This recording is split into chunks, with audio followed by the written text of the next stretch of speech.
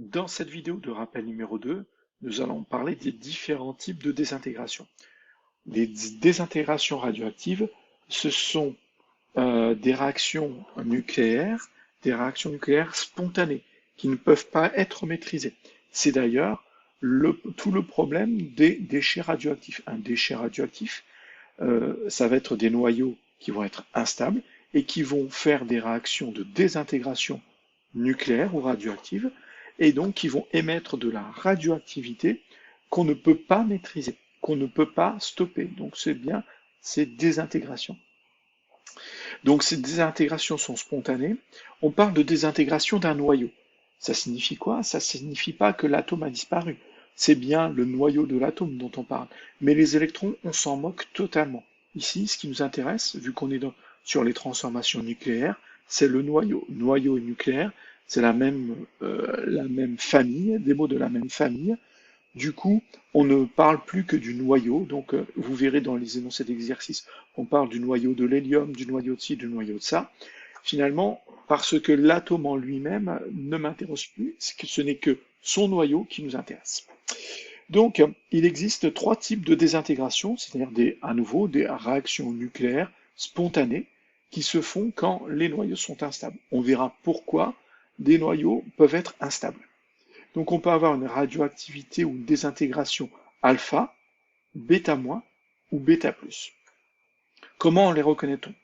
Eh bien, c'est que pour chaque type de radioactivité ou de désintégration, il va y avoir une particule particulière qui va être émise.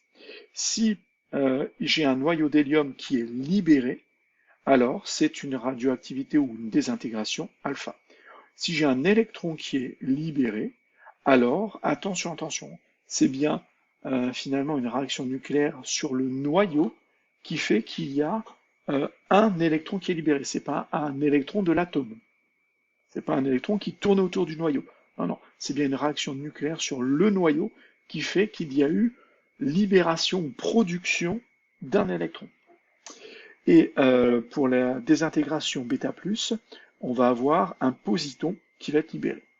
Donc, regardez, et c'est très important de savoir comment sont écrites chacune de ces particules émises. L'hélium, c'est donc ici un noyau d'hélium qui va avoir 2 protons et 2 neutrons. Donc 2 plus 2, ça fait 4. Il aura 4 nucléons. Parce que les 2 protons et les 2 neutrons sont des nucléons. Donc si je prends un noyau instable, il va perdre 2 protons, donc Z on fait moins 2. Il va perdre au total 4 nucléons, les 2 protons et 2 neutrons, pour finalement former un noyau d'hélium et libérer un noyau d'hélium. Donc ça, c'est le noyau père qui va se transformer en noyau fils qui aura moins de neutrons et moins de protons. Et on va libérer donc cette particule. De même, pour libérer un électron, finalement un électron, quel est son symbole ici?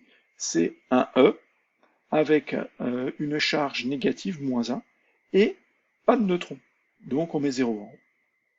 Donc, et le positon, c'est la même chose, c'est plus 1, c'est E avec plus 1, donc il a la même charge qu'un électron, mais positive, mais ce n'est pas un proton. Donc on met un 0 ici. Le proton, lui, il aurait pour notation, on noterait P. En bas, on mettrait plus 1 parce que le proton a une charge plus 1, mais c'est un nucléon. Donc on mettrait un 1 en haut. Contrairement au positon, où il y avait un plus 1 et un 0 en haut. Le neutron, lui, c'est 0 parce qu'il est neutre, il ne possède pas de charge, et c'est un nucléon, donc on met plus 1. Alors je vous remets l'électron, comme ça on aura tout sous les yeux. Donc c'est moins 1, 0. Donc voilà, le proton, le positon, le neutron et l'électron, qui sont des particules que l'on peut retrouver dans les différentes transformations nucléaires.